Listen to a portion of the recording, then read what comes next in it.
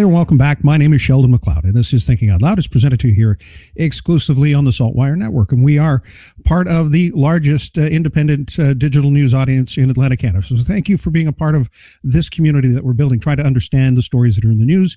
And I don't dwell a lot on U.S. politics, but it's hard to deny the fact that there is a significant impact on what happens in our country based on policy in the United States. And, of course, the cultural overlap that often happens when you're, as the old saying goes, sleeping next to an elephant. That's a partial quote. There, of course, was the U.S. midterm elections. And as we know, this was being sold to us as, in some ways, a referendum on U.S. President Joe Biden. He, in fact, earlier this week said, no, this is about democracy. And, well, obviously, former U.S. President Donald Trump has something to do with this conversation. And to learn more, I went to someone I've had the pleasure of speaking with in the past, Dr. Donald E. Abelson, Director of the Stephen K. Hudson Chair in Canada. He is Canada-U.S. Relations. He is a political science professor at St. FX University in Antigonish, is where we've met him here this afternoon. And thank you again, Doctor, for joining us. I really appreciate this. Oh, my pleasure, Sheldon. Great to be with you. Now I'm seeing headlines that said, red wave blocked by blue wall. Is there any kind of perhaps basis for that analogy right now?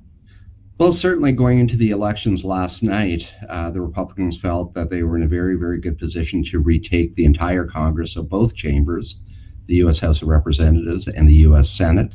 And they felt very confident taking a number of the gubernatorial contests. 36 governors were seeking election or re-election. But they did run into a roadblock. It was not a great night for Donald Trump or the Republicans, who were certainly supporting quite a few election deniers. I think the Democrats, if they are able to at least hold on to one chamber, and for them preferably the Senate, which is a much bigger prize than the House, I think they will be very relieved. Right now, it's too soon to call. We know that a number of House races still have to be decided. And in terms of the Senate, there are 4 critical states, including the state of Georgia, which played a very important role in the 2021 runoffs that could ultimately determine which party is control of the upper chamber. So I think the Republicans certainly were far more confident going into the election than the Democrats. But clearly there were a lot of issues on the agenda. Typically, midterm elections do serve as a referendum on the incumbent president. But I think Joe Biden was right in many respects. This has been a referendum on the state of U.S. democracy, on the abortion issue, the decision to overturn Roe v. Wade, and of course, surging inflation in the United States. So there were a lot of issues. There's a lot to unpack. But clearly, we're not going to know anything until all the results are in. And it throws us back to the U.S. presidential election in 2020 and waiting for results, either mail-in ballots. But one thing that struck me this time around is there were candidates, Republican candidates, who said, I lost. There was, in very few cases or instances that I could find, people saying it's rigged, there are irregularities, that somehow democracy was failing them because of partisan reasons. Is that in any way a positive sign towards perhaps the temperature of the room in U.S. politics right now? Well, it's definitely a positive development, and again, we're going to have to wait and see how things play out. But I think we're beginning to see a much stronger rift within the Republican Party. I think there's a realization that it's probably time to turn the page, perhaps turn the page away from Donald Trump, who still has yet to decide whether or not he's going to run in 2024. But given what happened last night and into today, the fact that several people who Trump supported, not only at the federal level, but at the state level, election deniers who lost, tells me that perhaps Americans don't have as strong an appetite for that type of posturing as perhaps they did several months or years ago. So that would be a positive development for the state of American democracy. But we need to keep in mind when we're looking at the results that the country is so incredibly polarized. The election is so close, and that you have a country that, in the middle is bright red, on the coastlines is blue, and it reminds me of kind of two tectonic plates that are pushing up against each other. And at some point, something's got to give. And the question is, what gives and what will the implications be? So it was good to see that several people who continue to spread the big lie lost, but we have a long way to go before the Americans can get themselves back on track and think about what's in the best interest of their country. So positive developments, but still a long road to go. And historically, midterm elections would have a lower turnout. It sounds as though that was not the case. Again, what does that signal to you about the health of democracy in the United States? Well, that is a positive development indeed. Even before people cast votes in person, I think over 40 million votes had been cast by in early voting. So that is a positive development. We always want to see, not only in presidential election years, but in the midterms, that there's strong voter turnout. When there is strong voter turnout, it has in the past tended to favor Democrats. Low voter turnout tends to favor Republicans. So it'll be interesting at the end just to see exactly how many Americans did turn out to vote. But given how incredibly high the stakes are, it's so important for people who have the right to vote and have fought so hard for that right to exercise their civic duty. In the United States, ostensibly, there are two choices. I mean, there are independent candidates, but for the most part, you won't see a minority house for the most part. I don't know what the mechanisms are. If there's a tie, clearly that's something beyond my scope of knowledge or perhaps education. But I guess to bring it back to the Canadian example, and we're looking at this from across the border, and we have had some acrimonious political relationships with our leaders in the last number of years. So what, if anything, does this say to you about, perhaps to start with, the relationship between the United States and Canada with whatever may come of what the final results show? Right. So we know that we experienced 4 tumultuous years under the Trump presidency. Going back to the 2016 Republican presidential primaries, Canada was singled out on a number of occasions, which is generally unusual, but not in a good way, because Donald Trump made it very clear to his supporters that if elected, he would abolish the North American Free Trade Agreement, which he referred to as the worst trade deal ever negotiated. That was something of grave concern to Canada because of the nature of our trading relationship with the United States. We share close to an 8,900 kilometer border, the longest international border in the world, and we engage in over $2 billion in two-way trade in terms of goods and services every day. So it's a relationship that is vitally important to us. It's one of the most important trade relationships in the world. And so when there's political unrest in the United States, it's of deep concern at home.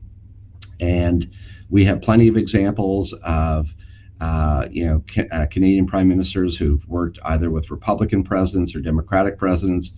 At times have gotten along extremely well, as they did during the Mulroney Reagan, Mulroney Bush years. At other times, there have been serious rifts in the relationship.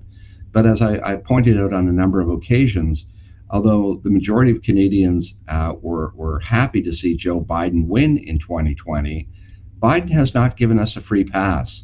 You'll recall that during his first day in office, he canceled the Keystone XL pipeline, which did not sit well with the vast majority of Western Canadians, and continues to embrace the Buy America plan, which at its core is extremely protectionist.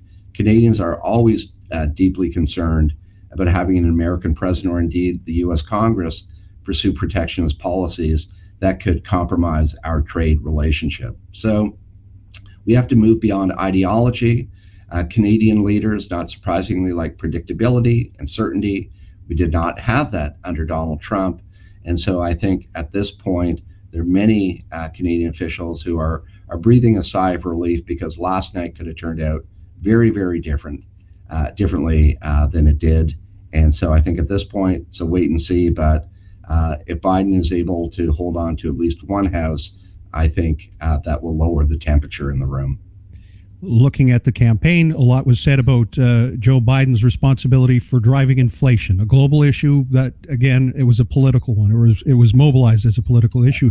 And we're seeing the same language, or hearing the same language in Canada with the conservative leader, Pierre Poilievre, saying just inflation. This is all about the economic policies of the Bank of Canada. What, if anything, does this do to his strategy moving forward when it comes to, obviously, the next federal election, which presumably isn't going to happen until 2025. Right. So, in both countries, in Canada and in the United States, the economy is always going to play a major role. And we've often said that Americans vote with their pocketbooks. Now, it's an interesting statement to make given the level of polarization in the United States. So some political pundits would argue, yes, the economy is vitally important, but is it even more important than the degree of polarization? How do you square the two? And in Canada, I suspect we're going to see the same thing, in the sense that people are concerned, obviously, about the rising cost of fuel, of food, keeping a roof over their heads, putting their kids through university or college, and so a lot of the issues that Americans are dealing with, Canadians are feeling, and are looking to leaders who are going to have a plan. I think in the American context, there were so many other issues at play as well: immigration, crime, border security. You made mention of democracy being on the ballot. But at the end of the day, and we can go back to the 1980 U.S. presidential campaign that saw Ronald Reagan running against Jimmy Carter, the incumbent at the time, and he posed a question that is often quoted to Americans at the time, which was simply, do you feel that you're better off now than you were 4 years ago? Americans are practical people. They want to know that there's strong leadership and people who are listening.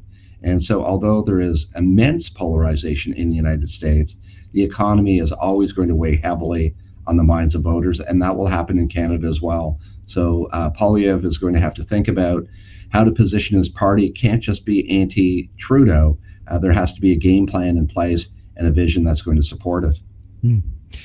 With Donald Trump, obviously, for the most part, set to make an announcement of some sort on November 15th. He is setting his sights. He's been very adversarial towards Ron DeSantis, the re-elected member from Florida, and presumably in some circles the next candidate for the Republican Party for president of the U.S. I'm curious of your thoughts on the populist movement. Boris Johnson is gone. Donald Trump's favor has fallen slightly. Where you see that movement right now or in the next few years? Yeah, it's a great question, because I think for a lot of Republicans, whether they're operating at the state level or at the federal level, since leaving office, Donald Trump has been both a blessing and a curse. He's been a blessing in the sense that few people in the United States have the capacity to raise the kind of money he has. So shortly after leaving office, he had amassed a campaign war chest in the hundreds of millions of dollars. I think it exceeded $200 million. So he was able to throw a lot of money behind, election deniers who were running for state office or running for the House or the Senate. That's the blessing for many Republicans. The curse is the degree to which Trump still retains a hold over the Republican Party. Never in my lifetime have I seen a former president exercise that kind of influence. Normally they go back, and play several rounds of golf, or they write their memoirs, or they do something else, but they don't try and maintain or retain a stranglehold over their own political party. So with Ron DeSantis, who did very well last night, the Florida governor, who has been flirting with the idea of throwing his hat into the ring, he has to really think his way through this. Does he stand a very good chance in winning the 2024 Republican presidential primary? Very popular in the state of Florida, but what is his nationwide support? And similarly, Trump has to decide if he's going to do it. This likely would be his last chance to run for the presidency. He would like nothing more than to defeat Joe Biden and, in his mind, to rewrite a wrong. But we're going to have to see how that plays out. It was not a good night last night for Trump. And so I suspect today he and his advisors are thinking long and hard about what the next moves will be. Well, I certainly do value your opinion, your time, and thank you so much for sharing with me your thoughts today. I really appreciate this. It's been my pleasure. You take care. Donald Abelson is director of the Mulroney Institute of Government, Stephen K. Hudson Chair in Canada-U.S. Relations, and a professor of political science at St. Francis Xavier University in St. FX.